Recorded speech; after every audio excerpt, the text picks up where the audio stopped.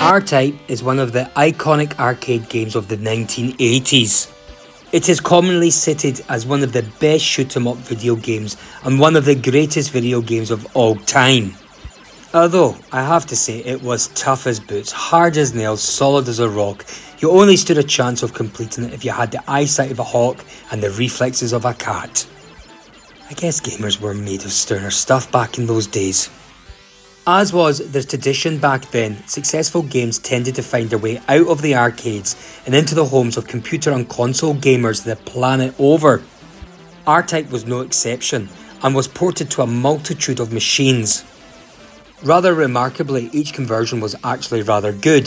The PC engine is generally considered to be the best of the bunch and one of the best games on the system itself, while a splendid version of the Sega Master System was also highly regarded. But it's the ZX Spectrum port which is probably most deserving of praise. As well as being a bloody good version of the game, its existence is something of a technical marvel, pushing the specky hardware to its limits and getting to do things that even Mr. Sinclair probably never thought possible.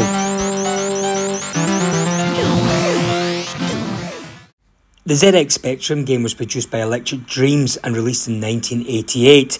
The game author was Bob Pape. Now I have to say I was impressed at how well designed the title screen is, consisting of the usual R-Type logo and that huge alien. I kind of liked the way that you read the information about the R9 spaceship while the specky version is loading itself up, and look at the accompanying illustrations next to it. This was great, as you had something useful to do rather than bore yourself to death waiting for the game to load. The objective of all versions of R-Type is outlined in 2 lines of text: blast off and strike the evil Baido Empire. Now, there's not a lot of detail actually given about what the Baido Empire is and what it does that makes it so evil. But the fact that the Baido Empire appears to have such an antagonistic arsenal seems to confirm that it's most definitely up to no good, so must be evil. Now, gameplay-wise, there are 8 levels in R-Type, and all of these levels contain elements that are recognisable from the arcade version. You take on your enemies in your piddly little spaceship. Well, it looks piddly when compared with the enemies you come up against, especially some of the end of the level bosses. But as with any video game spaceship, it is possible to collect upgrades on your travels to greatly enhance your firepower, turn it into some space-based super destructive light and laser show.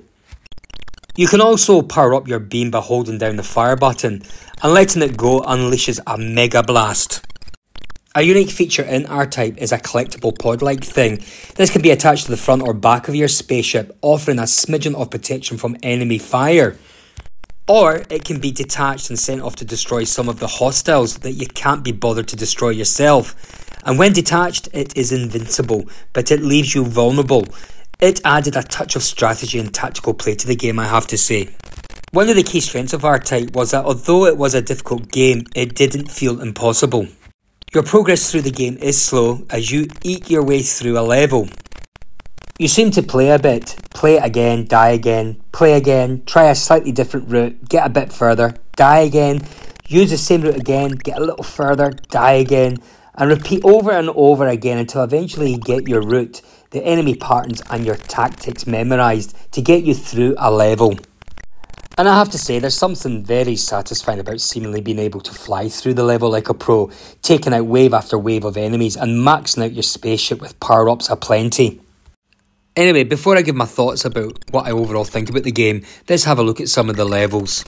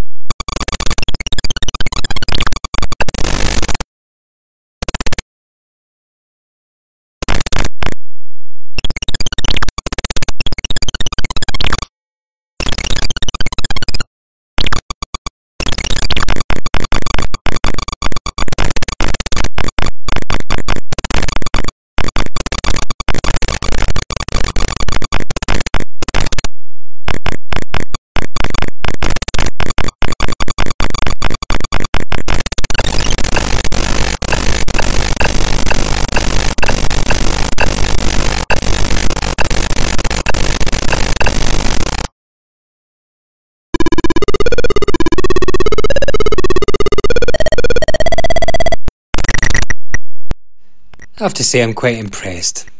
Now, translating an arcade game to the Spectrum will certainly lead to compromises, but Bob Pape, the man given the task of converting R-Type, did a spectacular job in retaining as much as he could from the arcade version of the game. The graphics are detailed and colourful, with no obvious colour clash. Even if there was so much going on that you probably wouldn't even have noticed. And those sprites, they're certainly recognisable from the arcade counterparts, and the effects when firing from your powered up spaceship are remarkable. And a special credit must also be given to the end level bosses, who are just as fearsome as they are in the arcade original. Each sprite is huge and brightly coloured, and there is smooth scrolling throughout. A lot of the games released for the machine have a lot of colour clash, but in this game there is very little of it here. I also like the backgrounds, consisting of stars that scroll towards you. It is well done. However, in a downside, the sound in the game is a bit pants. In fact, there are no background tunes, although if there were, they would probably more than likely be terrible. Okay, there are a couple of bits of music which play just before the game begins and when you die, but it's nothing to shout about. The in-game sound effects are limited to a putt-putt when you fire, and squelchy noises when you hit an enemy. Other bloops and bleeps and noises make up the rest of the effects. They're inoffensive but not great, but I guess more prominent sounds would probably get on your nerves after a while.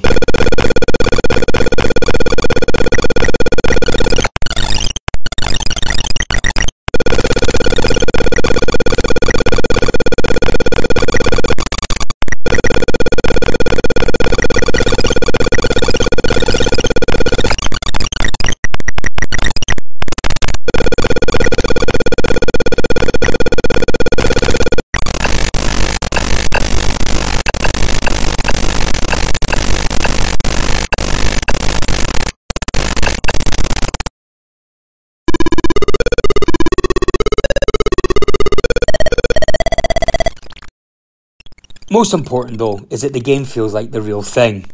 The Spectrum version isn't a game loosely based on R-Type, it is R-Type. The original R-Type was all about finding a route and planning your strategy based on what you've learned when attempting it before. And the Spectrum version is the same. The hard bits are still hard, the easy bits, well, the easier bits are still easier. The same enemies appear in the same places and you have to clear a path in the same way.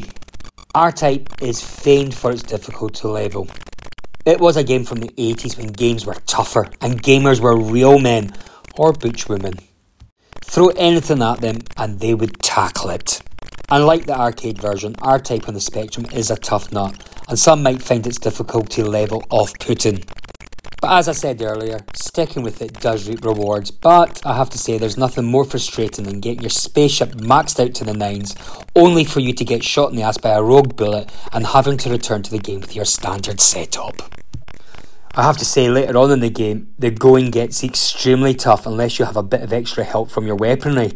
This isn't really a fault of the conversion, and it's exactly how all the other versions play, but it's one of the reasons why R-Type isn't everybody's cup of tea.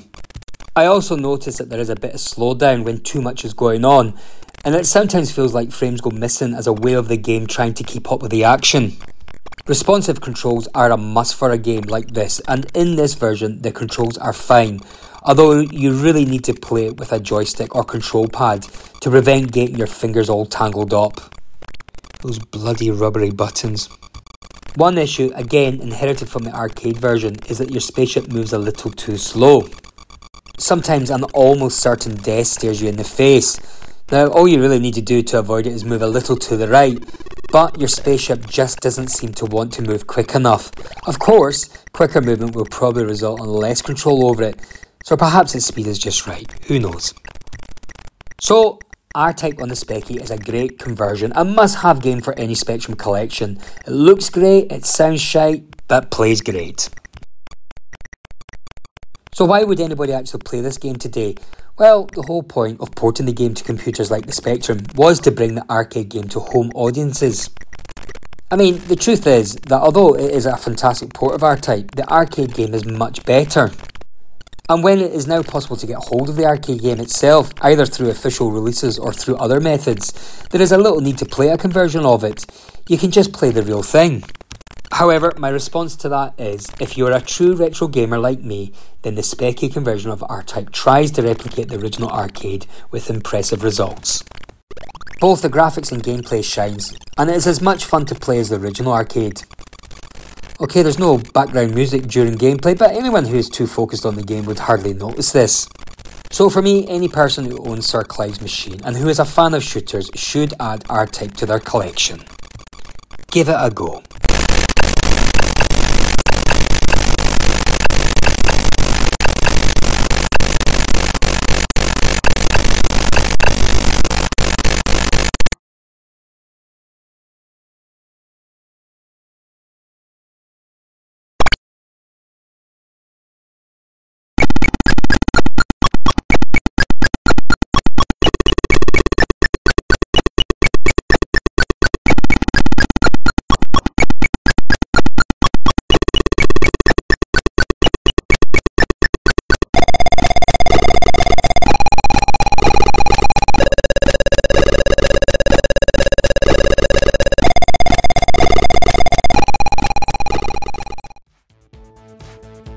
Okay folks, that was my short video of the ZX Spectrum port of R-Type. Thanks for watching and I hope you enjoyed this video.